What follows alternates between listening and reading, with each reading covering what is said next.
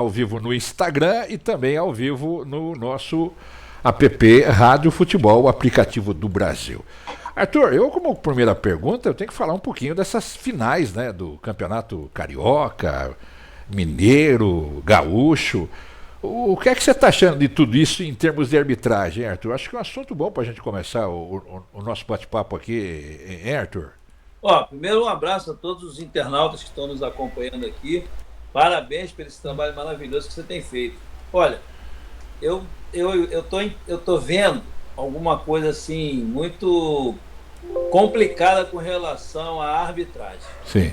Eu acho que hoje, o dia inteiro, acompanhando aqui todas as informações sobre as finais, as semifinais dos campeonatos estaduais, principalmente Rio e São Paulo, teve muita assim, alteração de humor. Um lado fica feliz, o outro fica triste. Aconteceu aí com o São Paulo e Palmeiras, Palmeiras e São Paulo, no caso. No meu conceito, assim, um equívoco absurdo, mas eu não sou aquele cara preparado para falar de arbitragem, né? Eu gosto muito de falar com as coisas que eu tenho meus conceitos Sim.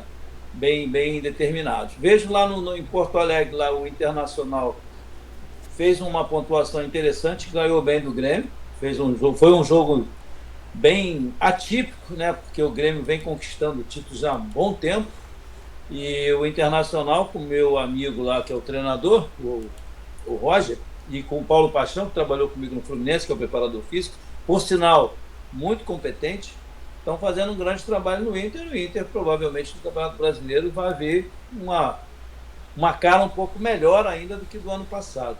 E no Rio de Janeiro, que eu acompanho mais de perto, esse Fla-Flu vai ser emocionante, porque primeiro que o Fluminense dá muito trabalho para o Flamengo, né? Já é histórico, todas as finais do Campeonato Carioca, já há um bom tempo vem acontecendo Fla-Flu.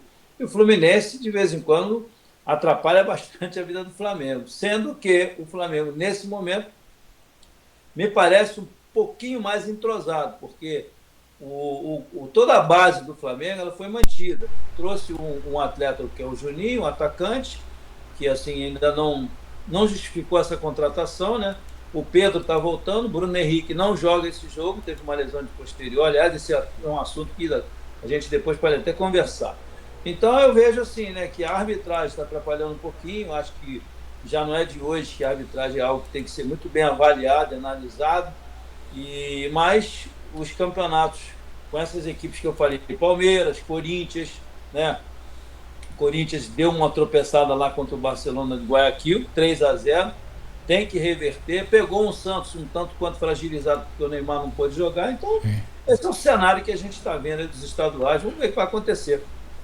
Arthur, como é que é preparar um time nessa altura desses campeonatos? Existe uma preparação diferenciada, Arthur? Olha, você está tocando num assunto muito interessante, porque, veja bem, de uns aproximadamente 10 anos para cá, nós estamos em 25, desde 2015, 16, começaram a criar uns protocolos, até um pouquinho antes, que eu sempre digo isso, em algumas vezes eu comento aqui no meu Instagram, no meu canal, eu falo muito sobre a preparação. O que é pré-temporada? A palavra está dizendo pré, antes de começar uma temporada, você tem que ter um ajuste. Só que, como aí reclamam muito que o calendário é longo, os calendários brasileiros sempre foram longos. Nunca foi diferente do que é. O que aconteceu é que, como tem um jogo muito mais rápido, você tem que preparar a sua equipe em fases. Tem uns que trabalham com microciclo, outros macrociclo.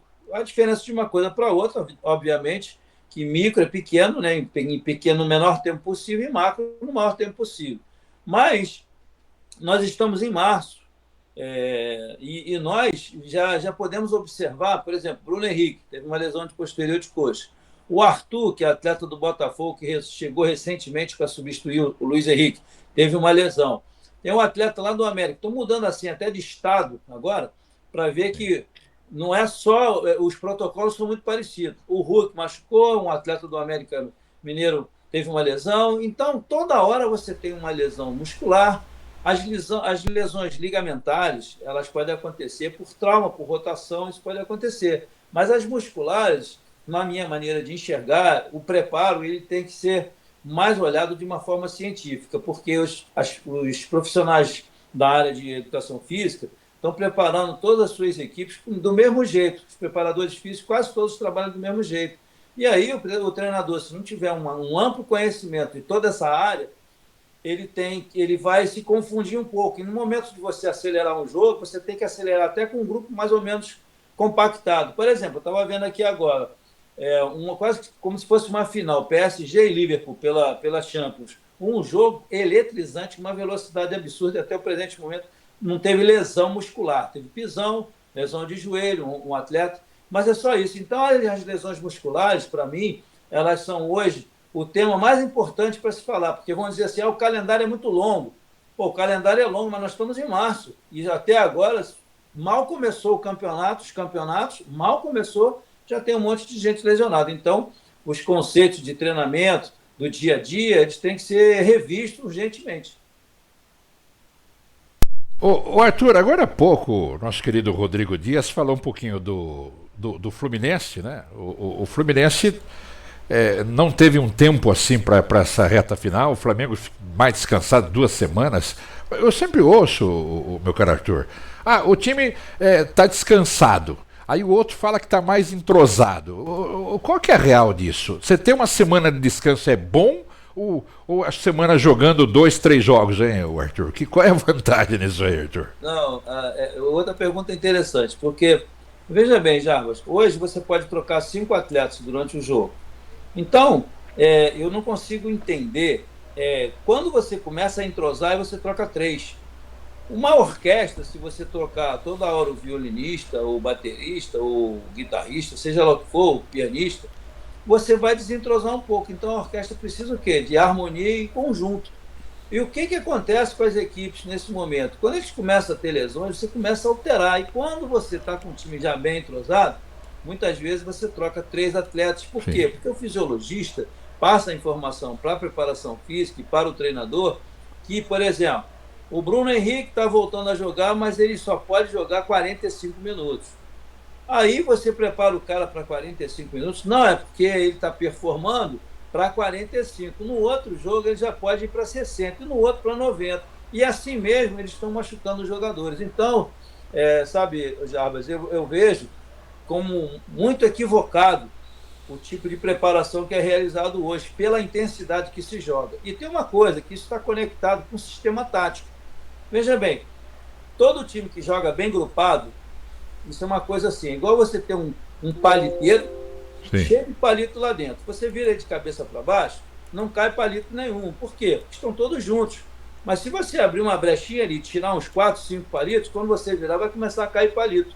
E isso aqui é ocupação de espaço. E hoje os caras falam, não, nós queremos atacar espaço. Atacar espaço é uma terminologia muito moderna, muito bacana, mas é a mesma coisa que o Coutinho falava lá, ponto futuro. É a mesma coisa, só mudou a nomenclatura. Então, se você tem um time que joga juntinho, tanto na ida quanto na volta, você diminui o esforço entre cada atleta e você pode aumentar até a quilometragem, mas se você acelerar o passe, você tem um desgaste menor. Sim.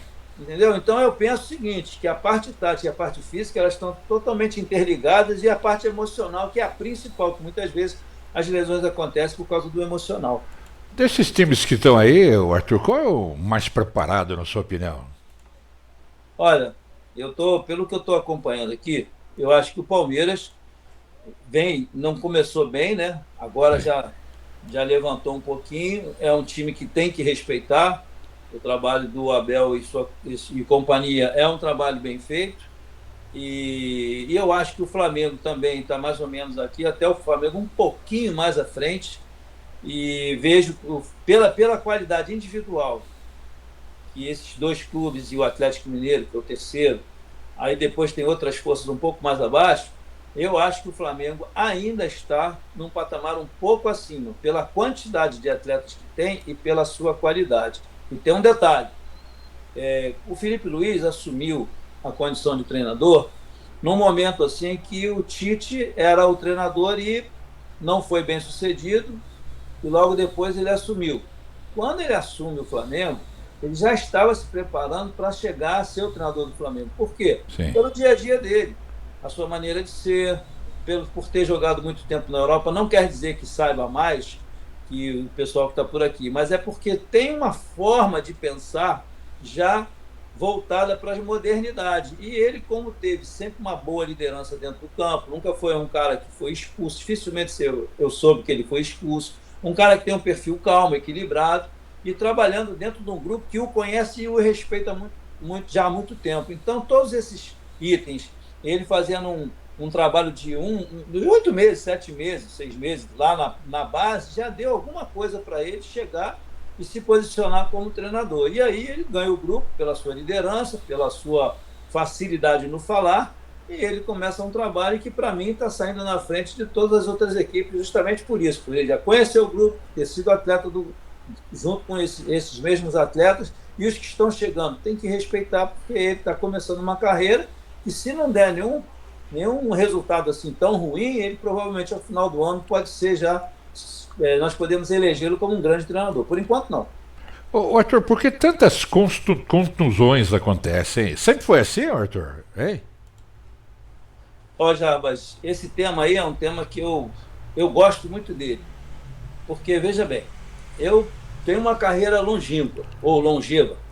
Então, eu aprendi, através da minha experiência profissional, como preparador físico, como profissional de futebol e também de outras modalidades, eu entendi o quê? Que quanto mais eu tenho trabalho de força, e quanto mais trabalho de potência, e mais trabalho dentro d'água, eu junto a areia, que muita gente não faz mais, eu junto a academia e junto a água. A água é um trabalho que eu criei desde 1987. Eu venho trabalhando com isso há muitos anos. O que aconteceu nesse período? A intensidade do nosso trabalho sempre foi muito alta, o nível de força muito alto, mesmo em alguns lugares que eu fui trabalhar, que não tinha, por exemplo, lá no Peru, eu não tinha areia, mas eu tinha que compensar na academia. E eu não tinha lesões. E eu cheguei no meio de uma temporada com um time mau, um clube de peso.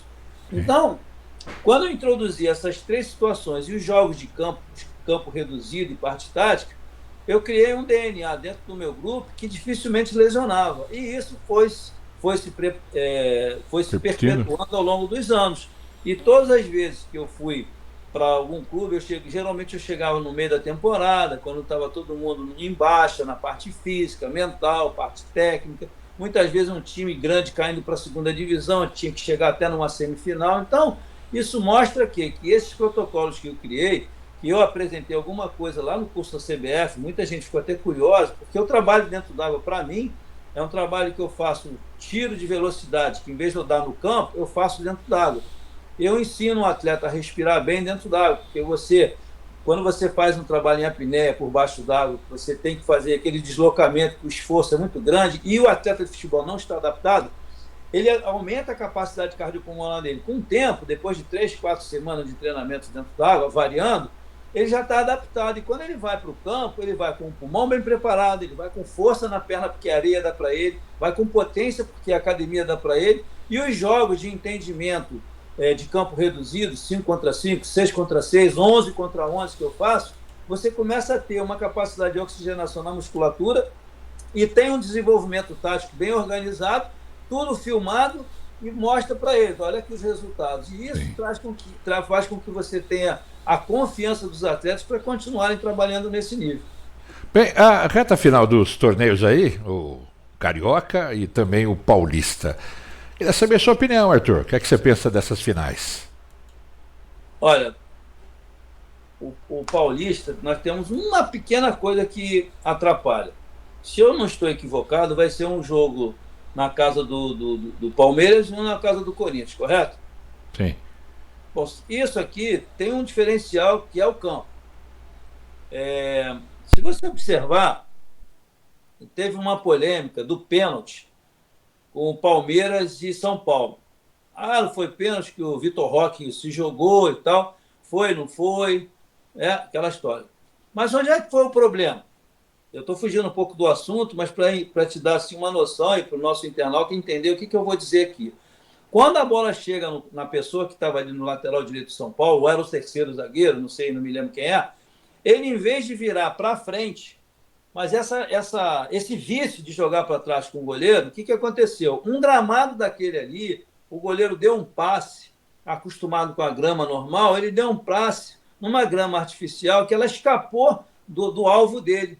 E aí o Vitor Roque, quando roubou, houve aquele contato que para mim não foi pênalti. Então o erro primordial disso aqui foi o cara que pegou a bola e tinha um cara à frente dele, um atleta do Corinthians à frente dele, com um marcador a 4 metros dele. Dava para ele dar a bola nele e sair para jogar, mas não.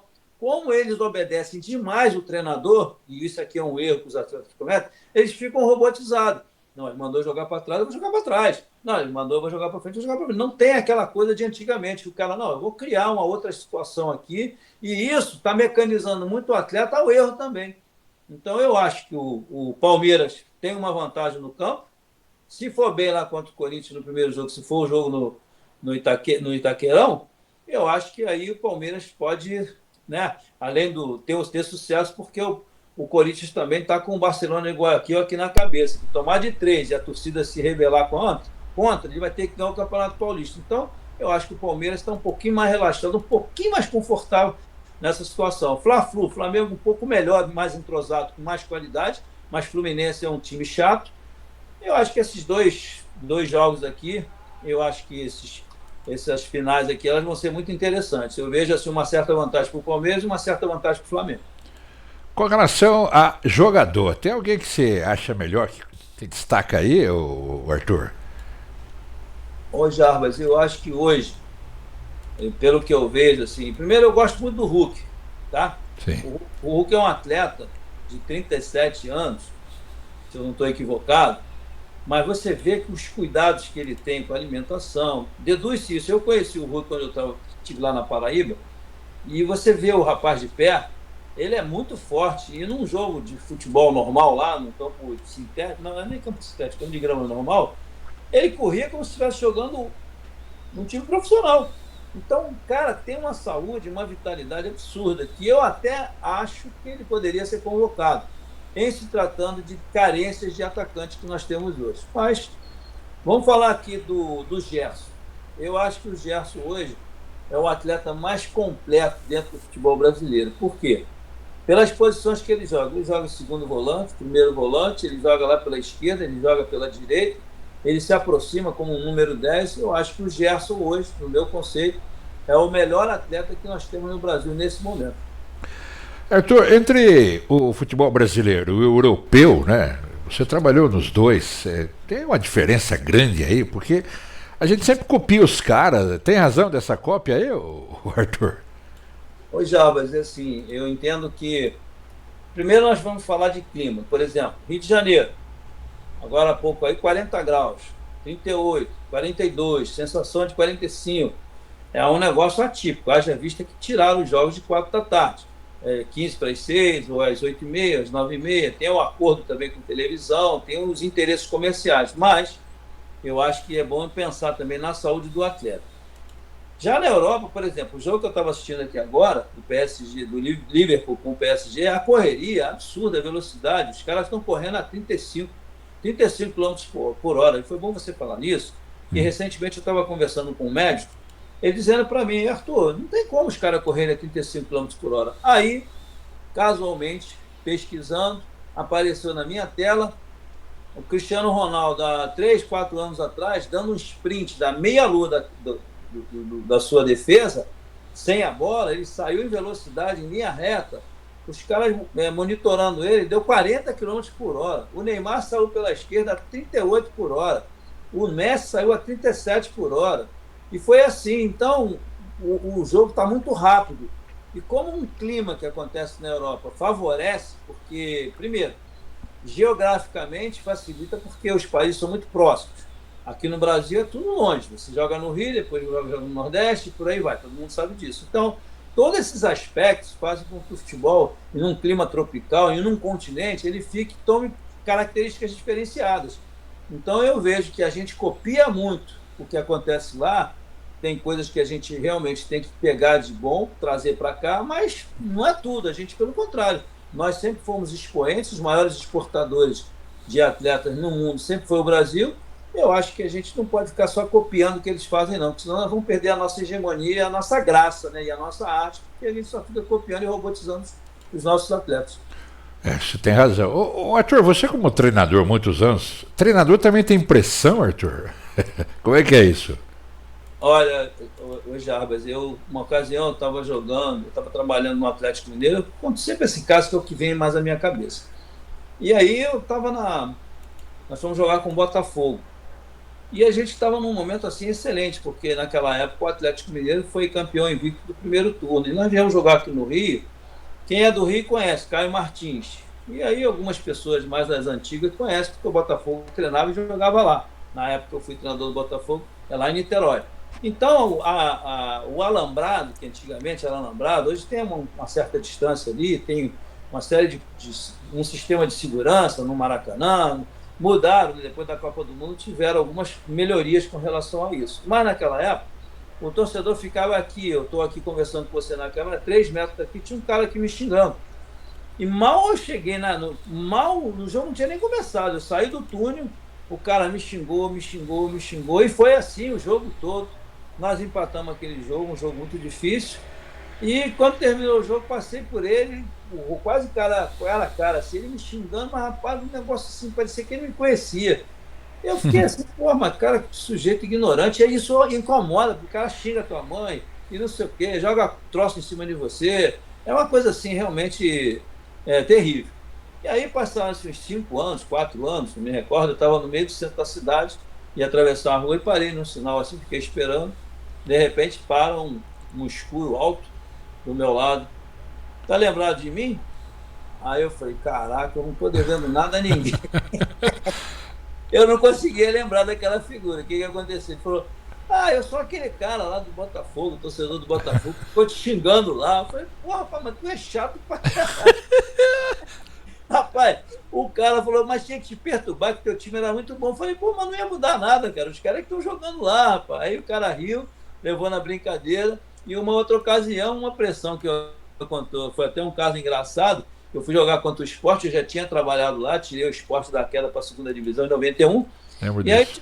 tinha um torcedor chamado Zé do Rádio, não sei se você lembra, o cara usava um rádio, tamanho de uma caixa de... Aquele Transglobo. Então, ele com aquela rádio aqui, aquele rádio aqui, eu vim chegando, pô, eu tava com um terno esporte fino, né, italiano, assim, bacana, tal, tipo assim, pro verão mesmo, bem leve. Aí eu vim chegando, então, quando o cara me olhou, professor, aí eu olhei e falei, opa, rapaz, você tá parecendo Clodovil.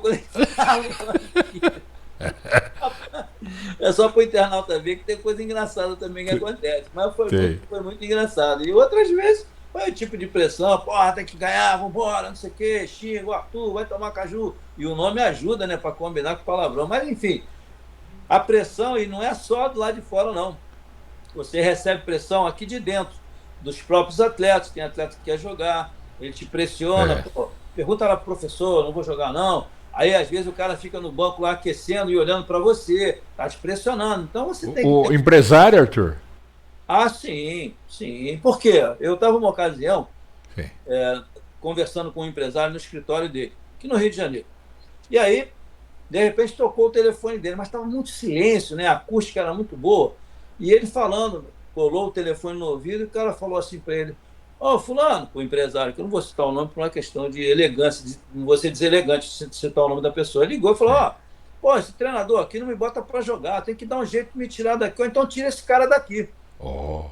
Olha, aquilo foi para mim uma marca registrada de que você sabe que o que acontece? Muitas vezes o empresário coloca o atleta no clube, mas quem é que admite a contratação? Nem sempre é o treinador, é o diretor. Sim.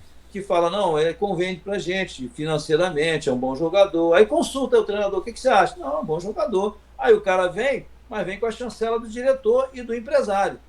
Então você sofre pressão também externa sem você saber. Como teve o caso do Valdemar Lemos, irmão do Oswaldo Oliveira, ele foi demitido, mas tinha um empresário em um determinado clube, sentado na tribuna, e ligou para uma pessoa do Flamengo, no caso era o Flamengo, e falou, poxa, Eu acho que esse nosso treinador está atrapalhando os nossos jogadores. Foi só isso. Aí você imagina. Imagina. É Ô, pesado. Arthur, é verdade. Ô, Arthur, por que o Abel destrata tanto jornalista? O que acontece? Eu, na sua história como treinador, nunca ouvi falar que você destratou um jornalista, Arthur. Rapaz, deixa eu te falar uma coisa. Eu acho que primeiro nós temos que ter educação para lidar com as pessoas, né?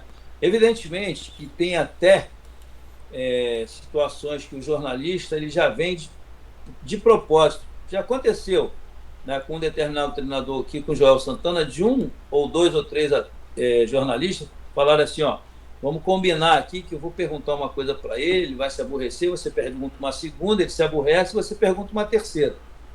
E os caras combinavam. Então, você tem que saber o seguinte, que hoje está mais fácil, porque tem a zona mista, você dá 5 perguntas e o cara desenvolve aquilo ali. Mas o Abel, assim, não conheço o Abel, de repente é uma pessoa maravilhosa, é um grande treinador, está fazendo um grande trabalho no Palmeiras, eu não tiro os méritos dele, não é porque ele é lusitano, argentino, uruguaio, não é essa a questão, mas eu acho o seguinte, você tem que saber que no momento da pressão, no momento que você está em baixa, você tem que ter uma cabeça gelada para você saber responder com elegância, com educação, porque senão, como já dizia o velho Apolo, né, o Washington Rodrigues, amigo, se você brigar com a imprensa 1 minuto, você vai falar 1 minuto, mas eles vão passar 24 horas falando mal de você. Ou seja, é uma briga que você vai perder sempre. Então, no meu conceito, eu vejo ele muito nervoso, muito irritado, se irrita com a arbitragem. Ele precisava realmente de um Rivotril antes de começar o jogo, para ele se acalmar um pouco, para ele ter um pouco de tranquilidade, que ele é um bom treinador, é uma pessoa inteligente, você vê, só que ele tem uma cultura, né, diferente da nossa. O futebol brasileiro funciona de outro jeito, ele já devia estar acostumado, já daqui a 4 ou 5 anos. Mas, quando aparece alguma pergunta, ele já disse, não, então você senta aqui no meu lugar, você vai estudar, Já vi. vira treinador e senta no meu lugar. É extremamente indelicado. Aí o rapaz lá ouve aquilo, aí tem aqui um outro amigo aqui, fala, então tá, aí vai, pum, fisga ele de novo. Aí ele sai dando bico em todo mundo. E não é assim que funciona. Primeiro, nós estamos na casa do... Não é a sua casa, não é seu país. Segundo, que você tem que ter autodomínio. Eu me lembro que o Muricy Ramalho, ele dava umas broncas por aí. Ele era meio truculento, né? Mas era o jeito dele, todo mundo já sabia. Tele Santana, de vez em quando, também respondia com uma certa, assim, né? Não vou dizer agressividade, mas com dureza. Então, eu acho que cada um tem um perfil. Eu, graças a Deus, eu nunca tive problema com a imprensa. Ô, Arthur, nosso finalzinho do nosso boletim da bola aqui, a resenha, eu acho que um tempo atrás nem se falava nisso, né? Eu, pelo menos, confesso para você, tenho 60 anos, nunca ouvi falar isso. Saúde mental. Isso também é tratado com jogador e treinador, Arthur? Olha, esse aí é um dos temas mais importantes que eu vejo no mundo. E quando você fala de competição, de competitividade, como é o caso no futebol, como em todos os desportos, a saúde mental é algo assim que você começa a trabalhar na infância. Quando você tem, muitas vezes, é um assunto muito importante, isso aí é para dar até palestra, esse assunto que você tocou aí. Mas eu vou tentar sintetizar para não prolongar e não cansar muito o nosso internauta. O que eu nem te cansar também. O que eu quero dizer é o seguinte, é que quando começa na infância, teu filho está ali do lado, você está fazendo barba, ele está prestando atenção. Aí você dá um grito com a mãe dele, ele presta atenção. Então você vai formando nos neurônios dele uma série de situações que lá na frente pode ter resultados negativos. Você tem que saber como você desenvolve isso. E os treinadores, muitas vezes, a maioria dos treinadores é muito solitário. Eu sei porque eu trabalhei 36 anos, quase que ininterruptamente, e durante esse período, quando você perde, você é solitário. Quando você ganha, algumas pessoas ainda se aproximam, mas eu não sei qual é a razão, que às vezes é até melhor você sair um pouco do ar e ter um momento para você pensar e repensar, entendeu? Mas você se sente muito sozinho, principalmente quando você está perto de ser demitido. Poucas pessoas ficam ao seu lado. E muitos profissionais que às vezes você conduz com você, eles mesmos se afastam um pouco, entendeu? Então, assim, você tem que ter uma comissão técnica muito bem preparada, você tem que ter, muitas vezes, uma conversa com o psicólogo quando você tem esse tipo de sintoma, de depressão. Tem muito atleta, muito treinador que tem depressão, e isso acarreta, às vezes, até um AVC, pode acarretar um problema, uma síncope cardíaca, qualquer problema no miocárdio, né, que é o músculo que bombeia bastante que bombeia o coração. Então você pode ter válvulas, pode ter alimentação inadequada, dorme pouco, então hidrata mal e não faz exercício. Na sua maioria, os treinadores não têm tempo, eles não se cuidam. Agora está até um pouco diferente, você vê o pessoal mais fortinho, mas musculação não significa que você esteja se cuidando. Então eu acho que essa tua pergunta aí, ela é muito legal, te agradeço até pela oportunidade de perguntar isso, mas eu digo o seguinte, que é importante, se eu fosse diretor de um clube, só para sintetizar e finalizar, se eu fosse diretor de um clube, sou diretor do Corinthians, quem é meu treinador? A opção é o Javier Pinto, tá bom. Vem de onde? Da Argentina. Javier, faz um eletrocardiograma com esforço para mim aí quando você sair daí, eu quero ver seu eletro aqui. Quando ele chega, traz o eletro, faz um outro eletro aqui, um teste de esforço. Bom, esse cara aqui está muito com a saúde boa. Por quê? Muitas vezes o cara vem com colesterol lá em cima, não sei o quê, o cara pode desmaiar, morrer ali dentro, você às vezes perde um grande treinador. Então eu acho que esse é um trabalho que tem que ser feito com muito carinho. E eu te agradeço a oportunidade de você Opa. aí para falar sobre esse assunto. Ô, Arthur, muitos internautas aqui, além do Instagram, perguntaram o que anda fazendo Arthur Bernardes. Puxa vida, Arthur. Rapaz, eu estou aqui só no meu Instagram postando, estou fazendo. Todo dia eu gravo alguma coisa também no meu canal. Eu andei assim uns dias sem gravar muito no canal, no YouTube. Arthur Bernardes Treinador, Arthur com TH. E aí, agora eu estou fazendo um pouco mais, estou alongando um pouco mais, porque eu já estou falando há muito tempo que eu estou projetando um curso para dar, né, para poder, vou colocar nas plataformas, e eu tenho certeza que muito em breve vai estar pronto, porque demora um pouco, eu confesso que eu estou começando a ter um melhor entendimento da área digital. Com relação ao meu trabalho aqui didaticamente, eu não tenho o menor problema, mas quando você fala de plataforma, você mesmo é professor, né, com relação à parte digital, você está sempre me ajudando. Então eu acho que devagarinho a gente está construindo uma identidade com o nosso internauta, e muito em breve nós estaremos aqui fornecendo para todos um trabalho assim bem assim interessante com relação a palestras, com relação a cursos e até mentorias. Você tem muito a dar a esses novos treinadores que estão começando, e esses também estão aí, viu, Arthur? Bom, obrigado mais uma vez, a gente sempre vai bater esse papo aqui, Arthur. Obrigado pela oportunidade, é uma aula sempre conversar com você, cara. Eu te agradeço pelo espaço, pela oportunidade, um grande abraço pela sua audiência e parabéns pelo seu trabalho. Obrigado. Arthur Bernardes, direto do Rio, com a gente aqui, trazendo essa resenha do nosso boletim da bola do app da Rádio Futebol. Bem, a programação da rádio volta ao normal e a gente continua aqui sempre na programação 24 horas da Rádio Futebol. Um abraço.